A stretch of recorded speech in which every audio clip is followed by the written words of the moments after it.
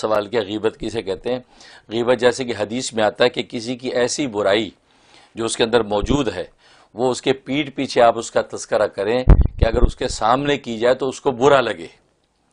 یعنی بعض ایسی برائی ہیں کسی کے سامنے کرے تو وہ آگے سے کہہ لگائے گا, ہنسے گا, وہ کہتا ہے آئی ڈونٹ کیئر, بلکہ آئی ڈیم کیئر, وہ یوں کہے گا. لیکن بعض برائیاں ایسی جو اس کے سامنے ذکر کریں تو اس کو برا لگے, اس کو کہتے ہیں غیبت.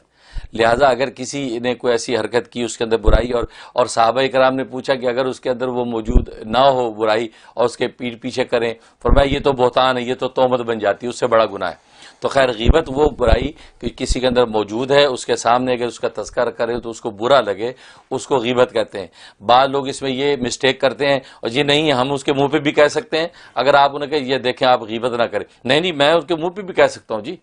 تو منہ پہ کہہ سکتے ہیں, آپ کہیں کہ اس کو برا لگے گا, بھائی اسی کو تو غیبت بولتے ہیں. لہٰذا یہ ہے غیبت. اب آپ کہہ رہی کہ اس کا تذکرہ ہسبینڈ سے کروں کسی دوسرے سے کروں یا نہیں, اس کے بارے میں یہ کہ اس کی اجازت قرآن نے دوسری جگہ یوں دی ہے کہ لا یحب اللہ الجہر بالسوء الا من ظلم,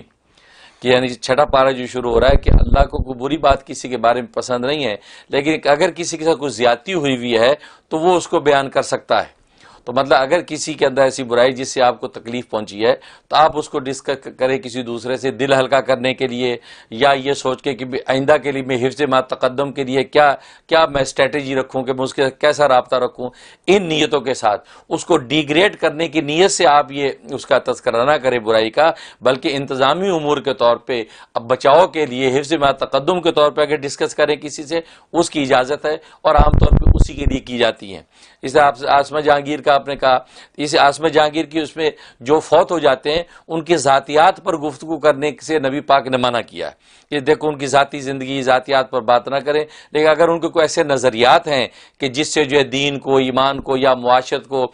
سماج کو کوئی نقصان پہنچائے یا سماج کے جو ہے وہ جو ہے کہ رواج کے خلاف ایسی باتیں تھیں, دین کے خلاف باتیں تھیں, ان نظریات کا تذکرہ کرنا صرف اس لیے تاکہ وہ نظریات دنیا میں پروموٹ نہ ہو یا ان کے فالوور پیدا نہ ہو جائے, اس کا تذکرہ کرنا یہ تو ضروری ہے, یہ اسلام کا حق ہے. لیکن اس کی ذاتیات پر گفتگو نہ کریں کیونکہ نبی نے منع کر دیا جو فوت ہو گئے اس کی ذاتی زندگی پر کوئی انگلی نہ اٹھائیں. لیکن نظریاتی کوئی ایسے تصورات ہیں اس کا تذکرہ کرنا چاہیے تاکہ لوگ اس کے فالوور بن کے مزید گمراہ نہ ہو.